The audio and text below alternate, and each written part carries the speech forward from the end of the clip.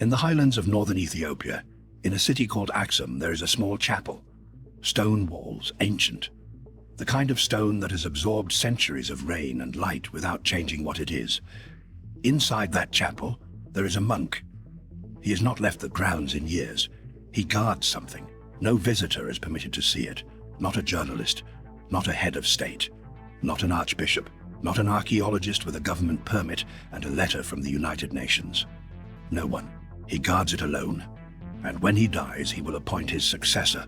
Someone else will come to live in that chapel. Someone else will spend their remaining years inside those walls, protecting the same object, never leaving, never allowing anyone in. This has been happening without interruption since before the Roman Empire.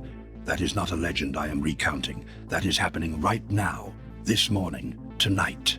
There is a man in that chapel, and he is guarding what he believes is the most sacred object in the history of the world, the Ark of the Covenant.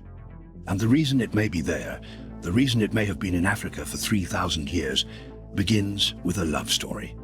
I want to start with the Bible, not the familiar verses, not the passages you have heard in Sunday school. I want to start with what the Bible carefully does not say.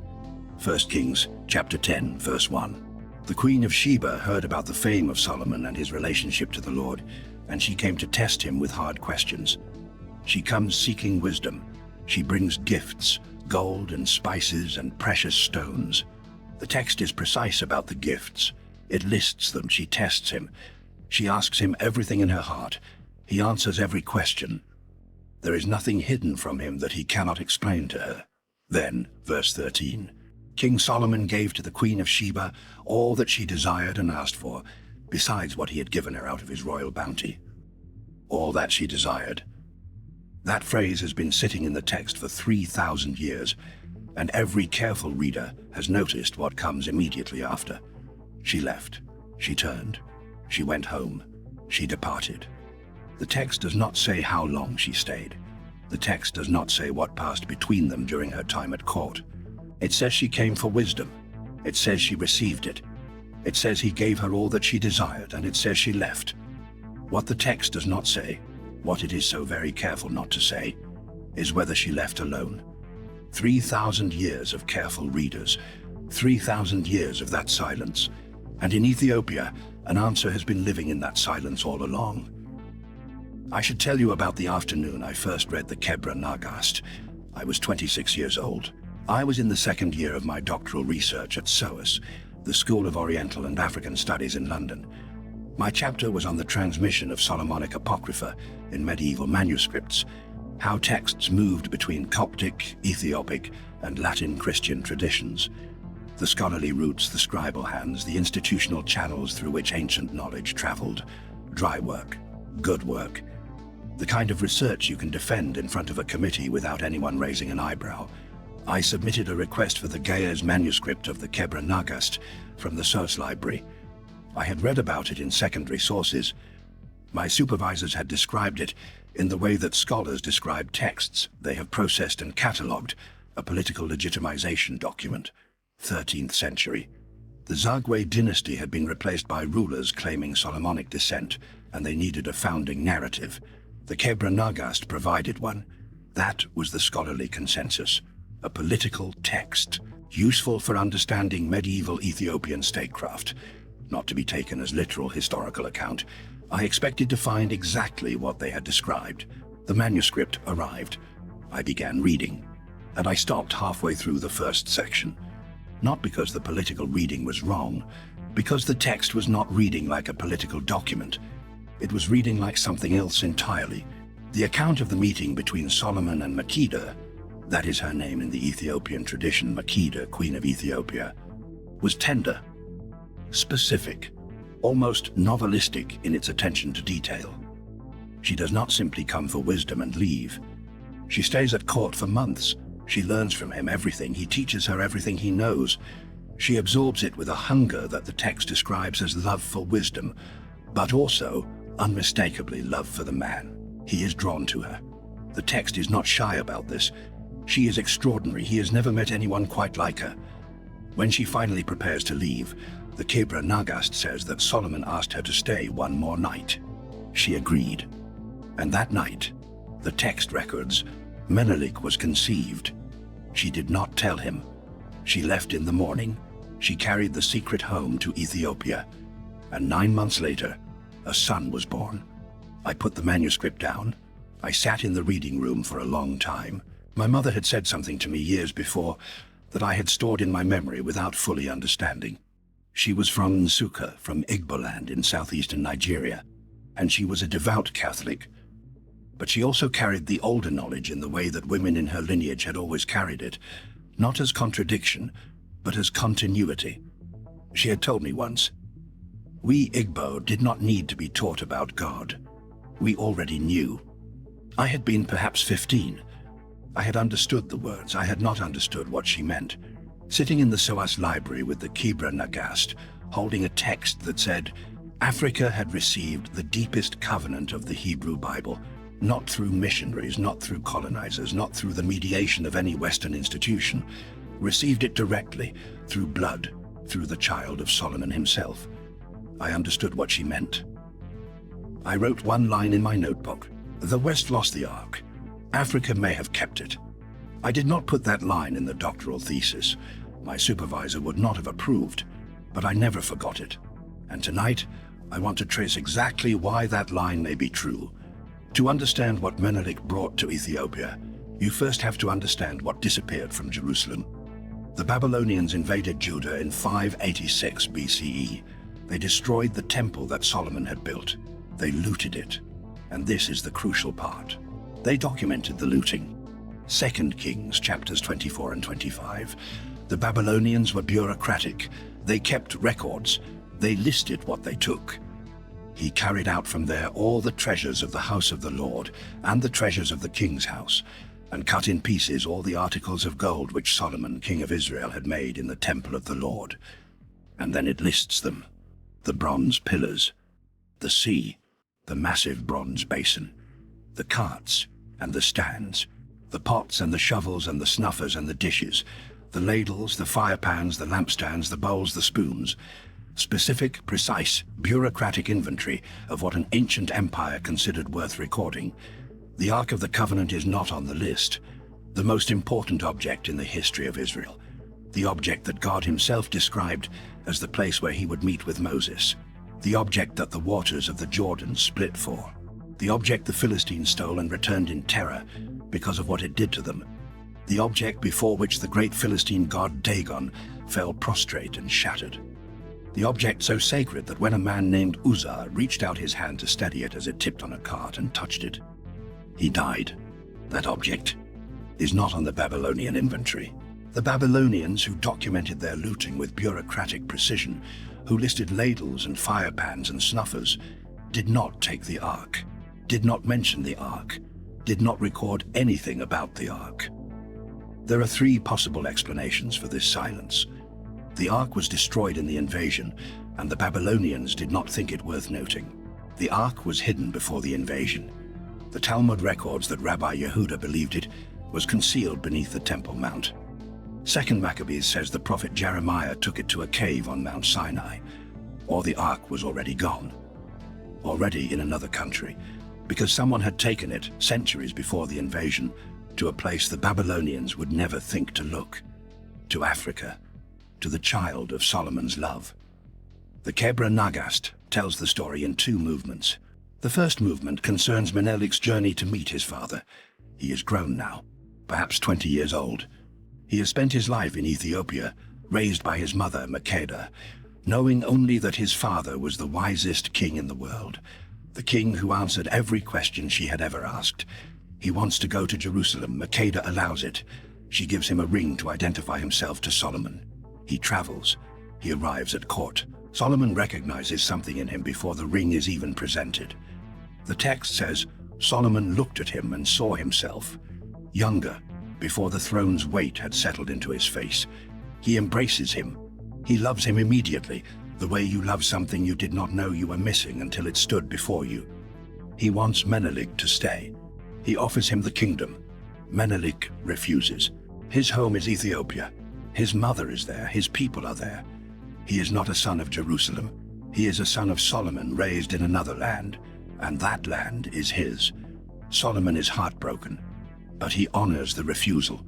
He sends Menelik home with an escort, the firstborn sons of Israel's highest-ranking officials, the best and brightest of Jerusalem's next generation.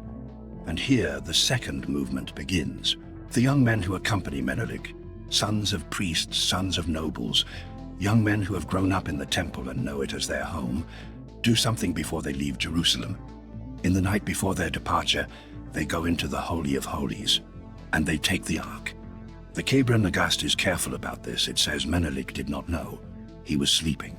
He had no part in it. The young men acted on their own. They replaced the ark with a replica, so precise, so carefully made, that the substitution would not be detected until the party was far from Jerusalem and beyond pursuit. And then they left. The text says something extraordinary happened on the journey. The ark, once it was in the company of those who carried it, demonstrated what it always demonstrated: divine approval. The journey was miraculously swift. The party seemed to travel faster than should have been possible. There was a quality of light around them. When Menelik discovered what had happened, when he learned that the ark was with his company, he did not turn back. He interpreted it. The ark had not been forced south, it had come. In the tradition of the Hebrew Bible, the ark moved where God permitted it to move. It had demonstrated repeatedly that it had preferences. It had shattered a god in Philistia. It had killed a man who touched it uninvited. It had stopped a river. Menelik interpreted its presence among his company as the ark, having made a choice. God was going south. He was going to Ethiopia. He was going to the child. I need to be honest with you about the scholarly debate, because I respect you enough to give you the full picture. And because the full picture is, if anything, more interesting than the simplified version. The Kebra Nagast was compiled in its surviving written form around 1314 to 1322 of the Common Era. That is 1,000 years after the events it describes. The scholars who study it, people I have read carefully, people I have argued with in seminar rooms, point out that the text was written precisely when a new dynasty in Ethiopia was claiming Solomonic descent. The Zagwe rulers had been replaced. The new power needed legitimacy. The Kebra Nagast provided a founding narrative that connected Ethiopian kingship directly to Solomon, directly to the covenant, directly to God. Harry Atkins, whose work on Ethiopian chronicle traditions I have returned to many times, notes that there is no clear reference to the Ark legend in Ethiopian records before the late 13th century. The academic critique is real, and I have to tell you what I think that critique actually means, because I think most people who hear it draw the wrong conclusion. A political legitimization text tells you that a dynasty needed legitimacy. It does not tell you that the tradition the text drew on was invented in the 13th century. Political documents legitimize by connecting to what already exists. They do not invent from nothing. They reach back into what a people already believe about themselves, what they already hold as sacred, and they frame current power within that pre-existing understanding. The tradition of Ethiopia's connection to Solomon did not begin with the Kebra Nagast. The Kebra Nagast is the moment it was written down. What lived before it, in the oral traditions, in the Gear's liturgical practice, in the collective memory of a people who called themselves children of the covenant, that is harder to date, harder to document, harder to hold in your hands, but not harder to see, because what you can see right now in the 21st century is this: 50,000. That is the number of Ethiopian Orthodox Tewahedo churches. Every single one of them has a tablet in its inner sanctuary. A tablet is a consecrated object, a chest, a tablet, a representation of the stone tablets that were inside the Ark of the Covenant. Only the priest may touch the tablet. No one else enters the inner sanctuary. Once a year, during the festival of Timkat, the Ethiopian celebration of Epiphany, celebrated in January, the tablet is carried out of the inner sanctuary. It is wrapped in cloth. It is carried through the streets. The whole city follows. They follow the tablet the way the Israelites followed the ark through the wilderness. This is happening in 50,000 locations. This year, last year, the year before. It has been happening without interruption across centuries, through empires and famines and wars, for longer than anyone can precisely trace. The practice is not explained to Ethiopian Orthodox Christians as a commemoration of an ancient story. it is experienced as a continuation, as if the covenant never left, as if it arrived in Ethiopia with Menelik and stayed. Now take that and hold it next to this, the Solomonic dynasty. This is, I believe, the most underreported fact in the history of Africa. Every emperor of Ethiopia was required, by tradition and eventually by law, to be a descendant of Solomon and the Queen of Sheba. Not by metaphor, not by spiritual adoption, by blood. You traced your lineage back to Menelik, or you did not rule Ethiopia. The dynasty stretched from Menelik I, from Solomon's own son, across approximately 3,000 years to 1974. 3,000 years. The longest royal lineage in recorded human history, claiming biblical origin. Emperor Haile Selassie, who ruled Ethiopia from 1930 to 1974, who addressed the United Nations, whose photograph appeared on the covers of international magazines, who was a living head of state within living memory, claimed to be the 225th descendant of Solomon. And this was not merely a personal claim, it was law. The Ethiopian Constitution of 1955, Article 2. I want to read this carefully, because I think people hear it, and do not quite absorb what they are hearing. The Ethiopian Constitution of 1955, a legal document, a governing document, a text that determined how an African nation organized its political life, stated explicitly that the imperial throne of Ethiopia descended without interruption from the dynasty of Menelik I, son of the Queen of Ethiopia, the Queen of Sheba, and King Solomon of Jerusalem. This was not mythology, not national legend, not cultural identity expressed in ceremonial language. It was the legal foundation of a state. 50 years ago, a nation governed under a constitution that cited King Solomon as the origin of its ruling house. And almost no one in the Western world knows this. Haile Selassie was deposed on the 12th of September 1974. A Marxist military junta, called the Derg, removed him from power. He died under house arrest the following year. The Solomonic dynasty, which had governed Ethiopia, with interruptions across 3,000 years, ended in 1975, 50 years ago. The last emperor of a dynasty, descended from the wisest king in history, died 50 years ago.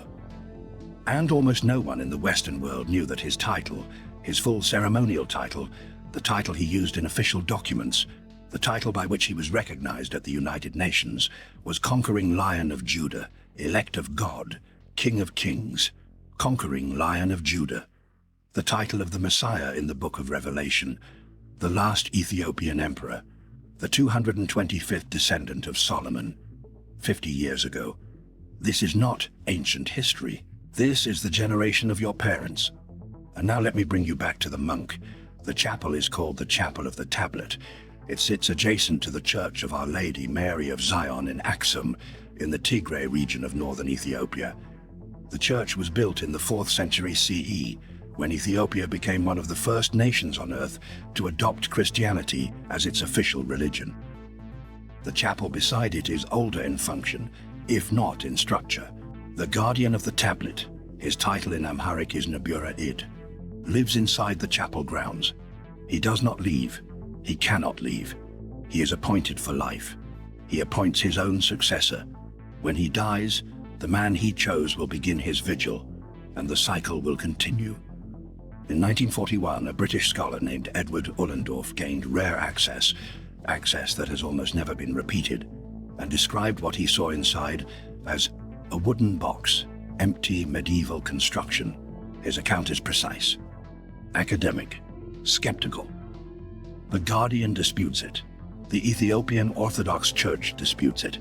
The entire tradition of 50,000 churches carrying the Tabot in procession disputes it. I want to sit with that dispute for a moment, because I think it is more interesting than either side acknowledges. Ullendorf saw what he described. The Guardian knows what he guards. These are not incompatible observations, if you understand something about how sacred objects have been transported and protected throughout human history. The most obvious place to hide something is not the most obvious place to look. And the most obvious place to not look is inside an empty box. I'm not asking you to believe the Ark is in Axum. I am asking you to stay with the question of why a man would give his life to guarding it if it were not. Not as a romantic answer, as a genuine question. What does it mean that a man is in that chapel right now, today, having chosen a life of complete enclosure, no leaving, no visitors, no ordinary human freedom, to guard what he believes he is guarding? Whether the object is the ark or not, something is there, something that the Ethiopian tradition has judged worthy of a human life spent in unbroken vigil. The Quran records Solomon, Sulaiman, in Surah An-Naml, chapter 27. The Queen of Sheba sends him a message. He summons her, she comes. And before she arrives, Solomon makes an extraordinary request. He says to the spirits and the jinn under his command, "Which of you can bring me her throne before she comes to me in submission?" One of the jinn offers to bring it before the assembly ends. Another offers to bring it before Solomon can even rise from his seat. It appears.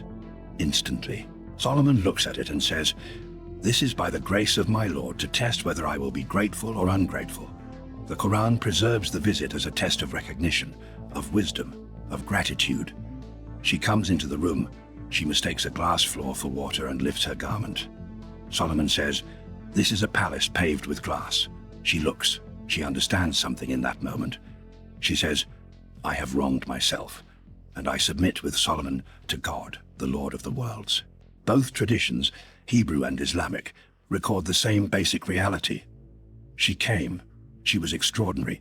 She recognized something in Solomon that no one else had recognized, and she left, changed. The Hebrew tradition was careful about what changed. The Ethiopian tradition was not careful at all. It said what changed everything. A child was born, he carried the covenant home, and Africa has been the keeper of that covenant ever since. Let me bring you to what I think is the deepest part of this. The question most people ask about the Menelik story is it true? Did Menelik literally carry the ark to Ethiopia? I understand why that question feels like the central one, but I have been living with this material for 30 years and I think it is the wrong question. Or rather, it is the second question. The first question is more interesting. What does it mean that this tradition exists? What does it mean that a people, across 3,000 years through everything that has happened to them, have organized their entire civilizational identity around the claim that the covenant came to them directly, not through Rome, not through Constantinople, not through the Reformation or the missionaries or any Western institution, directly, through blood, through a child born to a curious queen and the wisest man who ever lived. Makeda traveled to Jerusalem not because she was sent, not because a prophet commanded her, not because a scripture required it. She went because she was curious. She heard there was a man who could answer every question. She wanted to know if that was true. She crossed a desert to find out, and what she found, what she brought home, was not just wisdom. It was a child. And that child brought home the covenant itself. I want to tell you something about the way the Western world has told the story of Africa and the Bible. Africa appears in Scripture more than most Western readers know. Egypt is the cradle of the earliest events. Moses was raised in Pharaoh's court. The Exodus begins in Africa. And then there is a passage in Acts chapter 8 that most people have read without understanding what they were reading. Philip encounters a man on the road from Jerusalem to Gaza. He is not a marginal figure. He is the treasurer of the Queen of Ethiopia, a man of significant rank, a man who has been to Jerusalem to worship and is now returning home. He is sitting in his chariot, reading the prophet Isaiah. Philip asks, "Do you understand what you are reading?" The man says, "How can I, unless someone guides me?" Philip explains. The man asks to be baptized, and then the text says something that I have never been able to read without pausing. He went on his way rejoicing. No instruction to find a church, no follow-up visit, no institutional support structure. He went on his way rejoicing. He was going home, to Ethiopia, with the good news, before most of Europe had heard it. Africa was not on the margins of the story. Africa received the covenant through blood, through Solomon's child. Africa encountered the gospel through one of its earliest believers before the church had a name. The Western tradition told the story as if Africa was where the good news eventually arrived. But the texts say Africa was where it went first, and the Ethiopian tradition says we already knew. Solomon sent it through his son. It arrived centuries before the missionaries came to explain what we already understood. My mother's words. We did not need to be taught about God. We already knew. There is one more thing I want to give you. It concerns the name of the child, Menelik. In the Ge'ez language, the ancient liturgical language of Ethiopia, still used in the Orthodox Church today, Menelik means son of the wise man. Or in some formulations, what did I seek? What did I look for? Makeda named her son the question she asked herself when she left Jerusalem. What did I seek when I crossed that desert? She found wisdom, she found love, she found the covenant, and she carried the answer home, not in a text, not in a tradition passed through an institution, in a child. Solomon was famous above all else for one thing, not his wealth, though his wealth was extraordinary, not his power, though his power was absolute, his wisdom. He is the wisest man in the tradition, the man to whom every other seeker of wisdom is compared. And his legacy, the continuation of his life's work, the most consequential thing he left behind, was not the temple. The temple was destroyed in 586 BCE. It was not the seals. The seals were suppressed and scattered across centuries. It was a child, born in secret, named for the question his mother asked herself when she realized she was carrying him. What did I seek? And that child grew up and traveled to Jerusalem and met his father and refused the throne and came home with the covenant to Africa. Find Axum on a map. It is in the Tigray region in northern Ethiopia. Look for the Church of Our Lady Mary of Zion. The chapel beside it. A man is in there right now. He has been in there for years. He has given the rest of his life to guarding what he guards. When he dies, someone else will come. Someone else has already been chosen. This has been happening continuously since before the Roman Empire. Whether the Ark is in that chapel or not, and I am genuinely uncertain, as any honest person examining the evidence must be, something is happening there that deserves the attention of anyone who has ever wondered where God's story goes after Jerusalem. The Western tradition pointed east, the Temple Mount, the empty tomb, the roads Paul walked. But the tradition that has been keeping the covenant alive in the most embodied, most unbroken, most physically continuous way on earth has been pointing south. 50,000 tablets, carried through the streets every year. The Solomonic Dynasty, 3,000 years. The Guardian, in his chapel, right now. Solomon was the son of David. Menelik was the son of Solomon. And Menelik's line, if the tradition is true, if the dynasty was what it claimed to be, governed Africa until 1975. The wisdom of the wisest man in history did not end in Jerusalem. It walked south, with a child who carried the question his mother asked in his name, what did I seek? The answer was Africa, and Africa has been the answer, quietly, continuously, without needing the West to notice, for 3,000 years. Sleep well tonight. Or perhaps, look south first, and consider what was kept there while the rest of the world was looking for it in the wrong direction.